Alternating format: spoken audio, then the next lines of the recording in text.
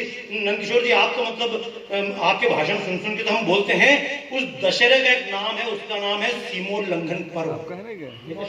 सीमा उल्लंघन पर्व अभी भी गांव में इस दशहरे का रावण के मारने से कोई संबंध ही नहीं है। वर्षा विगत शरद ऋतु आई, आप ये पढ़ लो, जिस समय रावण को मारा, वो तिथि तो है ही नहीं ये वाली। आप रामायण पढ़ लो ना कि वर्षा बीत गई, फिर उसके बाद में सैनिक भेजे ढूंढने के लिए, फिर वो ढूंढ के आया, फिर तब तक करते करते तो टाइम निकल चुका था। लेकिन चक्कर क्या, तुलसीदास जी ने रामलीला प्रारंभ की थी और 9 दिन रामलीला करने के बाद में आखिरी दिन रावण का वध करते थे, दशहरा मनाते थे, दशहरा मनने लग गया। इस दशहरे का उससे कोई संबंध नहीं। दशहरे का, विनीत जी आपने पढ़ा होगा, दशहरे का मतलब है पूरे गांव वाले जाते हैं। भाई साहब, अभी परंपरा है, लोग जाते हैं अपनी सीमा के बाहर जाते हैं और सीमा के बाहर पांव रख के खड़े होते हैं और बोलते हैं आज हमने अपनी सीमाओं का विस्तार किया। पहले सीमा का विस्तार करना बड़े गर्व की बात मानी जाती थी, आजकल शर्म की बात है। हमने किसी पे हमला नहीं किया। अरे डूब मरो, सबने तुम पे हमला किया। नहीं, बता रहा हूं मैं आपको, इस बात को अब भी गर्व से करते हैं, क्योंकि अब भी गांधी जी कहीं ना कहीं विराजमान है। आज ही देखा ना, पवन हंस में नियुक्ति हुई है, 17 नियुक्ति, 17 के 17 मुसलमान हैं। और उन्हें बिना परीक्षण की नियुक्ति दी। बोलते जामिया मिलिया से हमारा संबंध हुआ, इसलिए हमने नियुक्ति दी है। कई सारी चीजें हैं। अब वो कुतुब मीनार आपने देखी होगी, कुतुब मीनार में गणेश जी बैठे, तो हालांकि कौन कर रहा मुझे नहीं मालूम है। अगर वो योगी जी को पल्ले पड़ी है फिर तो ठीक है, तो बुलडोजर से गणेश जी नहीं उखड़ेंगे, कुतुब मीनार ही उखड़ेगी। मैं क्यों बता रहा हूँ आपको, थोड़ा सा अध्ययन करते रहिए। मेरे जितने कवि सुने, कविता पढ़ रहे हैं, बहुत अच्छी बात है। अब हरिओम जी भाई साहब पास है, तुमने ज्ञान दे दिया, अपन ने तो ज्ञान भी छोड़ दिया। भाई साहब क्यों छोड़ दिया? ये वो हिंदू धर्म है, दुनिया में जितने धर्म है उनमें एंट्री तो है, एग्जिट नहीं।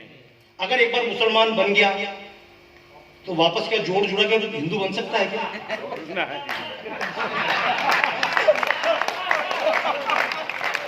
मतलब एक बार मुसलमान बन गया तो हिंदू नहीं बन सकता, उसका कोई परिवर्तन नहीं है। एक बार किसी ने बपतिस्मा ले लिया तो वो अपने क्रियाकलापों को, अपनी परंपरा को छोड़ नहीं सकता। लेकिन ये हिंदू धर्म है कि चोटी जरूरी है, जनेऊ जरूरी है, ये चोटी जनेऊ धारण की जाती है, इसके बिना हिंदू नहीं होता। लेकिन वही जो समाज उस जनेऊ को, चोटी को पिनाता है, वही ब्राह्मण बैठकर चोटी काटकर जनेऊ भी काटता है। जब आदमी संन्यास लेता, चोटी जनेऊ दोनों काट दी जाती है। ज्ञान अब ताली रहने यार सब जैसे हरिओम जी भाई ने कहा, तालियों को पहाड़ पार कर लिया। एक समय होता भाई साहब हर चीज का, भाई जरूरी है, ताली जरूरी भी और ताली छोड़ना भी जरूरी है।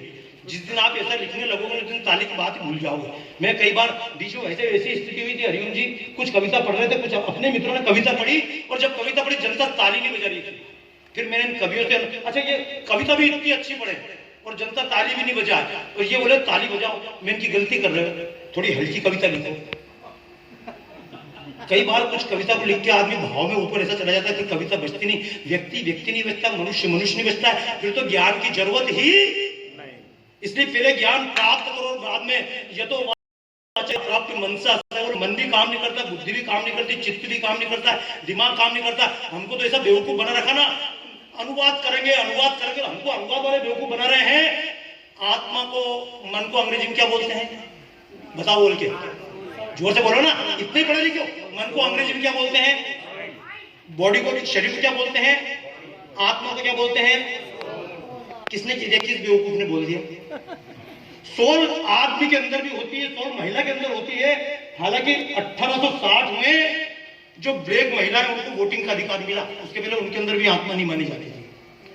जिसको आप कहते हैं सोल, वो कुत्ते के अंदर नहीं होती है, वो बिल्ली के अंदर नहीं होती है, किसी जानवर के अंदर सोल नहीं होती। लेकिन आत्मा सर्वभूतेषु, आत्मा तो पेड़ के अंदर भी होती है, आत्मा पहाड़ के अंदर भी होती है, और आत्मा तो ऐसे उस पत्थर के अंदर भी मानी जाती है। इसलिए हम कहते हैं ब्रह्म सत्यम जगत मिथ्या, दुनिया में कोई भी कण निर्जीव नहीं।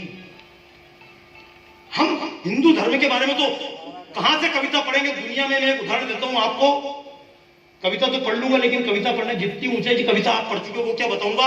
एक शब्द याद रखिएगा, पूरी दुनिया में रशिया और अमेरिका की लड़ाई भाई साहब, जहां रशिया पैसा लगाएगा अमेरिका नहीं लगाएगा, अमेरिका लगाएगा रशिया नहीं लगाएगा, अगर भारत पैसा लगाएगा तो पाकिस्तान नहीं लगाएगा। लेकिन पूरी दुनिया में एक प्रोजेक्ट ऐसा है अजय भैया, एक प्रोजेक्ट पूरी दुनिया में ऐसा है जहां पूरी दुनिया ने पैसा लगाया, और वो प्रोजेक्ट का नाम बता देता हूं। आप अपने मोबाइल पे टाइप कीजिएगा CERN, सर्न, स्विट्जरलैंड। ताली बजाओ जोरदार, क्योंकि कुछ दिन पहले सुन रहे हो ना, दुनिया नष्ट होने वाली महामशीन बन रही है, महामशीन बन रही है। वो महामशीन क्या है? ये जिसको बोलते हैं इलेक्ट्रॉन, प्रोटॉन, न्यूट्रॉन। ये कहीं हमारे संस्कृत में लिखा हुआ है। तो तम रज, एक आकर्षित करता है, एक विकर्षित करता है, एक बिल्कुल न्यूट्रन रहता है रज। ऐसे इलेक्ट्रॉन आकर्षित करता है, प्रोटॉन विकर्षित करता है, न्यूट्रॉन बिल्कुल न्यूट्रन रहता है। और दुनिया है क्या? तो सारे वैज्ञानिकों ने तलाश कर लिया। बोले क्या है? बोले अंतिम कण क्या? बोले अणु, अणु का तोड़ लिया, परमाणु, परमाणु का देख लिया, नहीं न्यूट्रॉन। बोले इसके अंदर भी और कुछ है। फिर बोलते इसका पता लग गया तो नई दुनिया बना देंगे, जैसे त्रिशंकु ने बनाई। तो आखिर फिर बोलते उसका कण खोजो, तो कोई तो नहीं खोज पाया। अपने सत्येंद्र नाथ बोस थे, तालियां बजनी चाहिए वैज्ञानिक के नाम पे। अरे कविता तो इन विषयों पे लिखी जानी चाहिए दुनिया के सामने। तो सत्येंद्र नाथ बोस के नाम पे उसका नाम रखा गया हिग्स बोसोन, और उसको बोलते थे गॉड पार्टिकल। उस गॉड पार्टिकल की खोज कर रहे हैं। ये गॉड पार्टिकल की खोज जो आप सर्च करेंगे, वो जहां पर आप जाएंगे तो जेनेवा में जगह है, करीब 260 दुनिया भर के वैज्ञानिक काम कर रहे हैं। और 260 दुनिया भर के, उसमें यहूदी हैं, उसमें पारसी हैं, उसमें मुस्लिम हैं, उसमें ईसाई हैं, जहां पर पूरी दुनिया के सारे धर्म के वैज्ञानिक काम कर रहे हैं। दुनिया के हर देश ने वहां पैसा लगाया है। वहां 786 लिखा हुआ नहीं है, वहां कोई क्रॉस का चिन्ह नहीं है, वहां कोई यहूदियों का चिन्ह नहीं है। आप आश्चर्य करेंगे, ढूंढिएगा, वहां पर 12.5 फीट ऊंची नटराज की मूर्ति लगाई गई है। और उसके नीचे जो कोटेशन लिखा, मैं सारा पढ़ूंगा तो आप बोलेंगे क्या क्या कर रहे हैं। जब बहुत पहले राजेश जी गए थे अमेरिका में, ने काली माता का चित्र बनाया, तो वो लोग बोले यू आर डेमिन, क्योंकि जैसे भाई साहब ने बताया ना कि तालिबान चला जाएगा तो आईएस आ जाएगा। हमारी गलती, कवियों की भी गलती है, नेताओं की भी गलती है। मैं तो कई बार जब मोदी जी के साथ भी रहता था, वो बोलते थे, तो मेरे कई बार लिखे के बाद वो बोलते थे बाबा इतने बेकार नहीं है यार ये लोग। पर जब मुझसे पूछते कि मुसलमान खराब है, गांधी जी बोलते थे आज के नेता कुछ मुसलमान खराब है, कुछ मुसलमान खराब है। मैं कि मुसलमान खराब नहीं, हिंदू हो या मुसलमान, पारसी, सारे उस परमात्मा के बनाए हुए हैं। उस हार्डवेयर में कोई गलती नहीं है, गलती है तो सॉफ्टवेयर के अंदर है। इसलिए मुझसे कोई ताली रहने दो यार, मुझसे कोई कहता मुसलमान खराब है, क्रिश्चियन खराब है, तो मैं नहीं बोलता मुसलमान खराब है, मैं बोलता हूँ इस्लाम खराब है। मैं बोलता हूँ बजा रहे यार, मानोगे तो नहीं, फिर टप टप बजाओगे तो भी टाइम तो होता ही है। मैं बता रहा हूँ आपको, अभी तक जब हम चित्र बनाते थे तो लोग बोलते थे तुम काली माता का चित्र बना रहे हो, इसके हाथ में मुंडी है। काली माता का हाथ में सिर होता है, बोलते थे आईएसआई सिर लेके घूम रहा है, तो उस समय चित्र बनाने में गड़बड़ करते थे। लेकिन अब स्थिति उस अमेरिका में ये है कि पिछले दिनों न्यूयॉर्क में एक बिल्डिंग है, एम्पायर स्टेट बिल्डिंग। अशोक जी गए होंगे, एम्पायर स्टेट बिल्डिंग। उस एम्पायर स्टेट बिल्डिंग में पिछले दिनों कैलिफोर्निया के कलाकार ने मेहनत करी, न्यूयॉर्क की नगर पालिका ने पैसा लगाया, नगर निगम ने, और पूरी एम्पायर स्टेट बिल्डिंग पर 300 फीट ऊंची काली माता की फोटो चढ़ाई, लाइट एंड साउंड से। ताली बजाओ। आपको ये मेरे गिरफ्त मत मानना, ये आपने मोबाइल पे सर्च करना। लेकिन मैंने वही बताया ना कि आप कुछ भी करते रहना, गीत गाते रहना, जैसे दुनिया भर से उठते उठते यहाँ तक आ गए। जिसको कहते हैं पारस, इसका नाम केकई देश था, जिसको गंधार कहते वो तो हमारा ही था। इसलिए संकल्प तो लेके यहाँ से ये जाना कि इस बार तो अपन ने यहाँ पे 24-75 घंटे का कवि सम्मेलन यहाँ किया, अगली बार 100 घंटे का कवि सम्मेलन लाहौर में करेंगे। संकल्प लेने बोले हमको तो राम जी तुमको मरवाएंगे, राम जी का चरित्र तुमको मरवा देगा।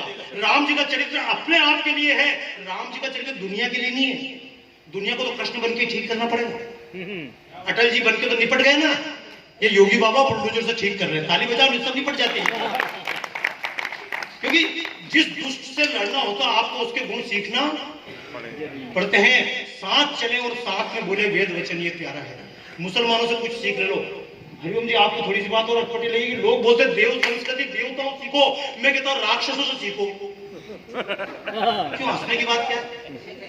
सीखना भाई साहब ये है, कभी भी कोई सीरियल देख लेना, कोई चित्र देख लेना, अशोक जी कोई किताब पढ़ लेना, देवता क्या होते हैं, नंदकिशोर जी देखना, जब भी देवता फ्री होते हैं तो आराम से स्वर्ग में ऐसे बैठते हैं, इंद्र और सब अप्सरा डांस करती है।